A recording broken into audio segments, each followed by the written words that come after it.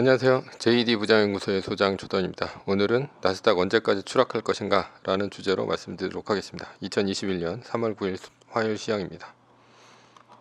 시작하기 전에 먼저 자발적 구독료 부탁드립니다. 후원해주시는 여러분 덕분에 좋은 컨텐츠가 제작될 수 있습니다. 하나은행 447-910064-61005 주식회사 JD 부장연구소, 여러분 자율 구독료 덕분에 잘 꾸려가고 있습니다. 뉴욕 마켓워치, 금리 상승 부담 속 주가 혼조, 국채 떨어지고 달러 올랐다 라는 기사가 있는데요. 어제 나스닥은 2.41%, S&P 500 지수는 0.54% 하락했고요. 다우존스 지수는 0.97% 올랐습니다. 금리 때문에 나스닥과 S&P 500은 떨어졌고 상대적으로 다우존스 지수는 선방했습니다. 메인 이슈입니다. 나스닥 언제까지 추락할 것인가? 나스닥이 떨어진 것은 미국 국채 금리가 1.5%를 넘어서 1.6%를 뚫은 영향 때문입니다. 현재는 미국 국채 금리가 소폭 내려가고 있는 모양새지만 그래도 1.5%대에 있습니다. 금리가 오르자 성장주들은 매국을 못 추고 있습니다. 테슬라는 5.84% 떨어졌고요. 애플은 4.17% 떨어졌습니다. 엔비디아는 거의 7% 가까이 떨어졌고 페이스북, 아마존, 구글, 트위터 등 기술주들은 모두 폭락했습니다.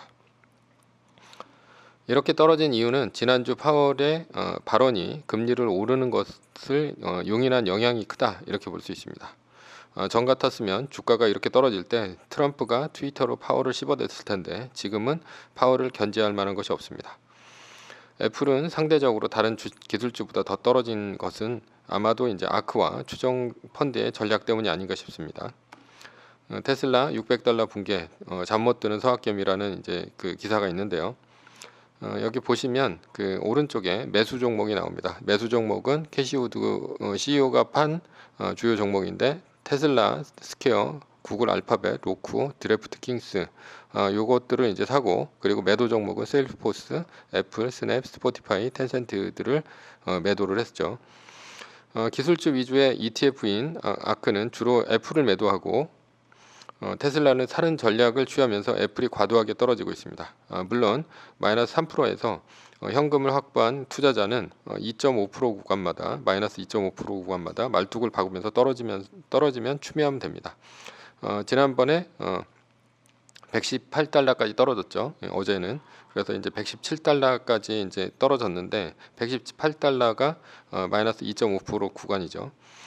그리고 뭐 그 다음이 이제 114달러가 됩니다. 그래서 또 이제 더 떨어지면 또 이제 한 10%를 추가로 또 이제 매수를 하면 됩니다. 테슬라는 600달러의 매수 버튼을 이제 걸어놓은 것 같아요. 아크나 아니면 뭐 이런 그 펀드들에서 어제도 이제 600불을 지키고 있는 모습을 보였죠. 애플이 이제 급추락하는데도 그러나 시장의 매도를 견디지 못하고 500불대로 이제 떨어지고 말았습니다. 결국 아크 ETF도 전고점 대비 30%가 빠졌고 앞으로 테슬라 등 이제 아크 ETF가 보유 중인 기술주 중에 테슬라가 더 빠진다면 고객의 환매가 있을 수 있고요. 고객의 환매로 인해서 아크 ETF가 물량을 풀면서 기술주의 추가 하락이 있을 수 있어서 위험합니다. 그렇다면 언제까지 나스닥은 떨어질 것인가? 3월 15일하고 16일, 그러니까 다음 주 화요일하고 수요일 날 FOMC 회의가 내정되어 있습니다. 그때까지 약세를 보일 것으로 예상됩니다. 왜냐하면 금리가 떨어지지 않으려면 금리 하락의 이유를 찾아야 되는데요. 금리 하락을 하려면 급격한 인플레이션이 없거나 금리 하락을 할 수 있는 금리 하락을 만들어낼 수 있는 연준이나 기타 기관의 국채 매입이 있어야 됩니다. 일단 인플레이션 요소는 현재도 풍부합니다. 석유 가격인 북해산 브렌트유가 70%를 넘어서고 있고요. 오페크의 감산 합의가 진행되고 있고 후티 반군의 사우디 공격으로 오히려 유가는 올라가고 있습니다. 그리고 백신의 접종이 빨라지면서 미국 경제 재개에 대한 기대감이 있죠. 이것도 이제 인플레이션 기대 때문에 지금 금리가 오르는 것이고요. 게다가 1조 9천억 달러의 경기 부양책이 통과를 기다리고 있습니다. 이번 주 일요일 날 통과돼요.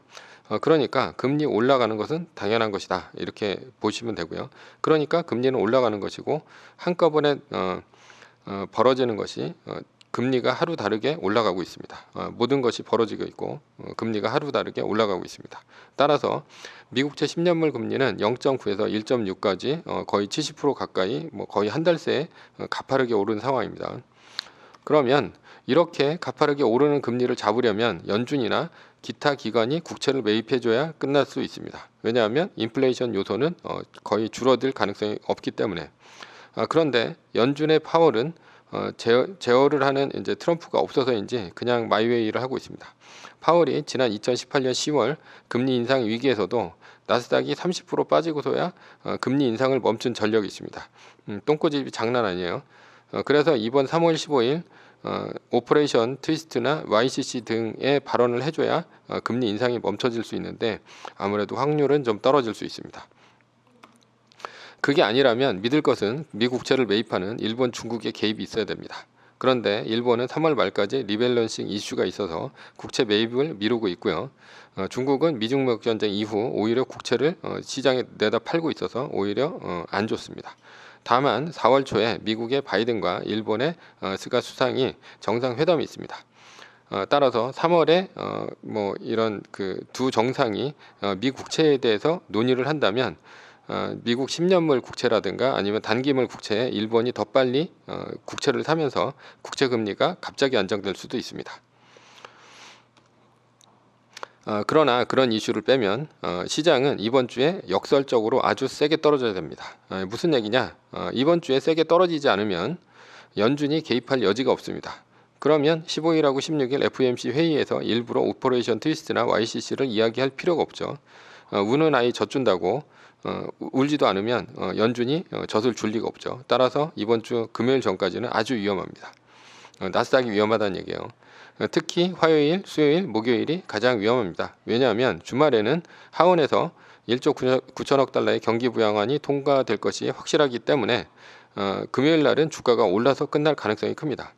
그러니까 연준에 데모하려고 데모스트레이션 하려고 나스닥 주가가 떨어지려면 화요일, 수요일, 목요일밖에 없습니다. 따라서 화수, 목요일 날은 말뚝을 준비하고 떨어지면 박아야 됩니다. 말뚝박기에 관한 내용은 제 JD 부자연구소 카페 다음 카페에 있으니까 거기에 들어가셔서 자세히 보시면 됩니다.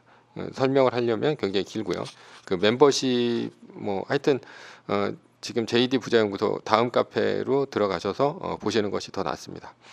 지금 선물이 오르고 있지만 방심하면 안 됩니다. 왜냐하면 문제 해결이 전혀 되고 있지 않기 때문이죠. 한국 주식시장에 투자한 투자자는 미국의 환율이 오르는 것을 주시해야 됩니다. 달러원 환율이 어느새 1140원을 넘어가고 있고요. 달러 인덱스는 92.50입니다. 즉 달러가 강해지고 있다는 뜻인데요. 이유는 백신의 보급 속도가 유럽에 비해 미국이 월등히 앞서고 있기 때문이죠. 때문에 금리가 올라가는 게 당연합니다. 그래서 금리가 올라가면 미국으로 돈이 몰리고 있는 것이죠. 이번 1조 9천억 달러의 부양책으로 더 많은 채권이 풀릴 것을 염려해서 일단은 채권 입찰 수요가 없어서 그렇지 부양책 이슈만 넘으면 어느 정도 금리는 안정화될 것으로 보입니다. 그러니까 미국으로 글로벌 머니가 몰리면서 채권을 사주면 채권 금리가 안정화되면서 나스닥도 상승 반전할 수 있습니다. 뭐 이게 가장 이제 자연스러운 시나리오가 되겠죠.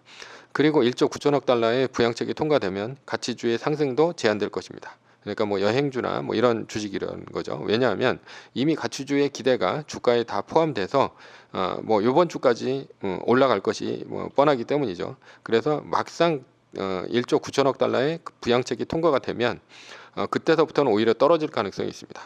그러니까 올라간다고 가치주 쪽으로 갔다가 떨어진다고 뭐 그 성장주를 팔고 뭐 이런 식으로 하면 뭐 고점을 잡을 확률이 굉장히 높아요. 또 다른 상승 모멘텀의 실적이 없다면 가치주는 더 이상 올라가기 힘듭니다. 그러니까 1조 9천억 달러의 부양책이 어떻게 보면 상승 모멘텀이라는 거죠. 그런데 실적이 없다면 다음 달이 4월달이 이제 그 실적 주간이기 때문에 가치주는 그때부터 떨어질 가능성이 크고요. 그리고 빠르면 5월달에 뭐 경기가 재개가 되면서 그때부터는 가치주가 올라갈 가능성이 크죠. 그런데 뭐 일단은 그 북달러 이제 부양책이 통과가 되면 그때부터는 좀 올라가기가 힘들지 않을까. 그러니까 어디서 돈을 빼서 미국으로 들어올 것인가. 이게 이제 문제라는 거죠. 바로 이제 신흥국에서 돈을 빼서 갖고 온다라는 거죠. 한국이나 중국 같은 신흥국이죠. 따라서 신흥국의 주가는 달러 강세가 펼쳐지면 떨어지는 것이 당연합니다. 뭐 중국 같은 경우도 지금 그 중국 위엔화 강세가 멈추고 오히려 약세로 돌아서고 있고요. 예, 지금 달러 강세가 이어지고 있기 때문에 한국도 지금 1140원을 넘어가고 있죠. 중국도 그래서 미중 무역 전쟁 중이기 때문에 중국 같은 경우는 지금 그 부채가 가장 위험하니까 지금 계속해서 긴축을 하면서 주식이 오르는 것을 좀 방지를 하고 있습니다. 그래서 이제 중국 주식도 별로 재미가 없습니다. 예. 뭐 올라갈만 하면은 뭐 여기저기서 계속 그 긴축하는 얘기가 나오죠. 그런 것은 미국하고 중국하고 일단은 미국이 어느 정도 이제 그 백신으로 인해서 그 경기가 좋아지면 중국서부터 때릴 것이기 때문에 중국이 지금 각오하고 있는 중입니다. 말뚝을 25%로 한 것은 50%로 했을 때보다 평단은 높아지지만 거의 100% 주식을 사서 상승을 기다릴 수 있습니다. 뭐 물론 제가 이제 카페에서 칼럼에서 소개한 듯이 제로금리 와중에는 뭐 최대 맥시멈으로 25% 떨어지는 것을 기준으로 해서 말뚝을 박는 것이 좋다 이렇게 얘기를 했는데요. 그렇지만 뭐 그 이하로 떨어지면 뭐 25%보다 더 떨어지면 이제 고통이 있을 수 있죠.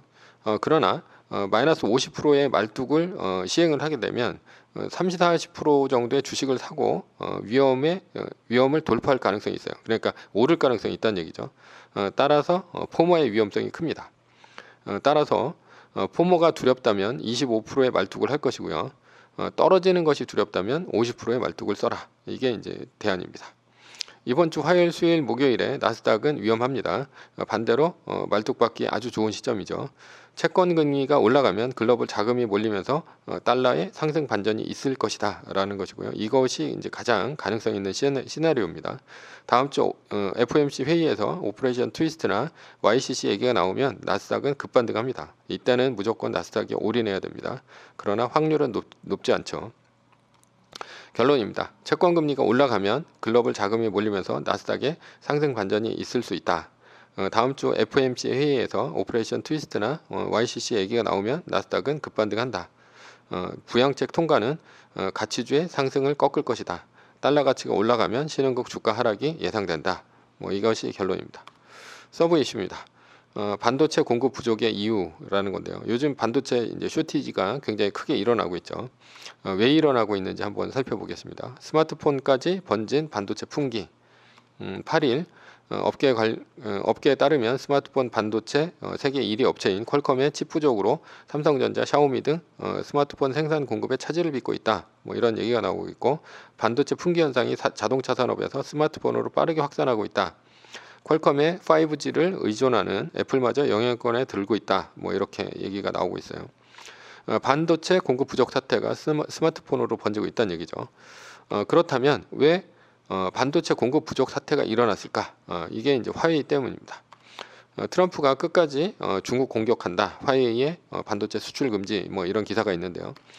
트럼프 같은 경우는 재직 시절에 화웨이를 제거 대상으로 삼았습니다.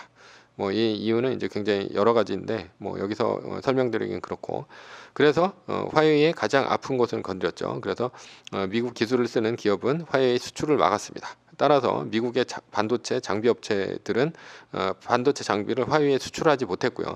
화웨이는 반도체를 만들 수도 없고 반도체를 받을 수도 없게 만들어 버렸습니다. 결국은 화웨이가 스마트폰 사업을 접게 됐죠. 물론 화웨이는 부인을 하지만 반도체 없이 스마트폰을 만들 수 없습니다. 그런데 화웨이가 어떤 회사냐? 스마트폰 시장 점유율 2위 회사죠. 따라서 화웨이가 점유하고 있는 프리미엄폰 시장은 애플이 아이폰 12로 휩쓸고 그리고 중저가폰 시장은 중국의 기업인 오포, 비보, 샤오미가 화웨이의 시장 점유율을 빼앗아 오려고 공격적인 제품을 출시하게 됩니다. 그러니까 이제 제품 수를 늘리고 그리고 이제 행사를 굉장히 많이 했다는 얘기죠. 이러자 이제 공급단에서 차질이 일어납니다. 이제 일본 같은 경우는 최종적으로 반도체를 만들어내는 TSMC하고 삼성전자 파운드리 사업부인데요. 이것은 이제 공장에서 반도체를 찍어내는 그런 파운드리 공장입니다. 그리고 두 번째가 퀄컴하고 삼성전자하고 미디어텍인데 여기는 이제 팹리스라고 해서 반도체를 설계하는 곳입니다. 뭐 여기 같은 경우는 애플도 직접 설계를 하죠. 그래서 이거를 이제 AP는 이제 그 스마트폰의 CPU라고 보시면 되는데 그것보다 훨씬 더 넓은 개념입니다. 스마트폰에 뭐 그래픽 카드라든가 아니면 사운드 카드라든가 아니면 네트워크라든가 이런 것들이 전부 합쳐진 게 AP입니다. 그래서 요거를 설계를 잘하는 데가 퀄컴이나 삼성전자나 뭐 애플이나 미디어텍이나 이런 데가 되겠죠. 그리고 세 번째가 애플, 삼성전자, 오포, 비보, 샤오미. 여기는 이제 스마트폰 생산하는 업체죠. 일단 중국 업체 삼성전자, 애플의 주문이 퀄컴한테 과다하게 주문이 몰립니다. 왜냐하면 AP를 애플 같은 경우도 이제 설계는 하지만 통신 칩은 퀄컴에서 이제 주문을 하거든요. 그러니까 퀄컴이 굉장히 많은 주문을 받고 퀄컴의 주문을 받은 TSMC는 생산 라인을 늘려야 됩니다. 따라서 저가이면서 주문이 많지 않았던 자동차 반도체는 뒷전으로 밀리면서 자동차 반도체 공급 부족이 있었고요. 그리고 지금은 스마트폰 공급 부족이 있는 것이죠. 예. 애플은 화웨이가 퇴출되면서 시장 점유율 1등으로 올라섰습니다. 그리고 TSMC에 오래전서부터 생산 라인 50% 이상을 잡아왔기 때문에 상대적으로 다른 폰 업체보다 반도체 칩 생산에서 여유로울 것입니다. 왜냐하면 TSMC가 언제 망할지도 모르는 중국 업체를 밀어줄 리가 없죠. 결론입니다. 애플은 반도체 공급 사태에서 가장 수혜를 볼 것이다. 자, 매뉴얼입니다. 주식 매뉴얼은 마이너스 3%가 뜬 2021년 2월 25일 플러스의 한 달 플러스 1일 이후인 2021년 3월 26일이다 라는 거죠. 두 번째는 8거래일 상승은 마이너스 3%가 끝나는 신호다. 세 번째, 세계 1등 주식이 떨어지면 정해진 비율대로 말뚝박기를 하자. 말뚝박기도 JD 부자연구소 다음 카페를 들어가 보시면 알 수 있습니다. 세 번째, 전제에는 세계 1등 주식은 우상향한다. 위의 상황은 매뉴얼일 뿐입니다. 따를 사람은 따르고 참고할 사람은 참고하시면 됩니다. 주식을 사고 파는 것에 대한 모든 책임과 이득은 본인에게 있습니다. 매뉴얼을 지키다가 포모가 두렵다면 매뉴얼을 지키지 말고 마이너스 3%대 판 가격보다 단 1불이라도 떨어졌다면 전량 매수하시기 바랍니다. 오늘은 나스닥 언제까지 추락할 것인가 라는 주제로 말씀드렸고요. 지금까지 JD 부자연구소의 소장 조던이었습니다. 컨텐츠가 좋았다면 구독, 좋아요, 알람 설정 부탁드립니다. 감사합니다.